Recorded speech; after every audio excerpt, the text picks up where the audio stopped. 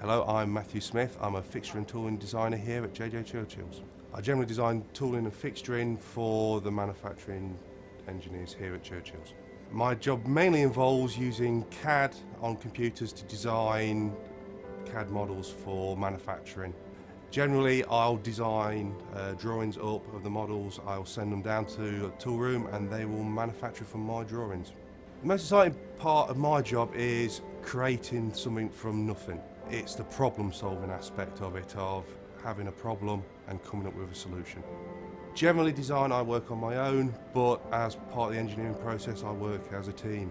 Generally in the team I have the tool room operators, supervisors, I also have the manufacturing engineers and production engineers.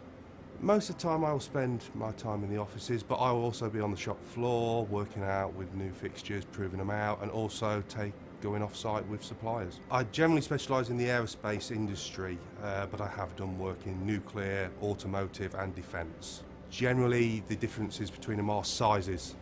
An aircraft component is a lot smaller and lighter to a big diesel engine, which is usually about the size of a truck. Generally trend-wise, I think we're looking at 3D printing for the manufacturing side. It's going to change a lot of things. It's making major waves in the design era, design industry particularly, because I have to completely change my methods. Also, you've got to look at green energy. That is now becoming a very big topic, and there's a lot of activity going into all the different fields, and also space exploration, with Elon Musk sending up rockets and bringing them back again. Our company's always looking for new avenues, and space exploration is one of the big trendsetters at the moment. Knowing that every time I get on a plane on a holiday, that there's a part that I've helped to design inside that engine, that there are thousands of people flying every day with those parts in, and it's satisfying to know that you're part of that chain. Okay, I went through my GCSEs, I then went through A-levels, decided that university wasn't for me, so I went on to the advanced apprenticeship program, did my BTEC and then my HNC, and moving up to, hopefully into chartered engineering status shortly.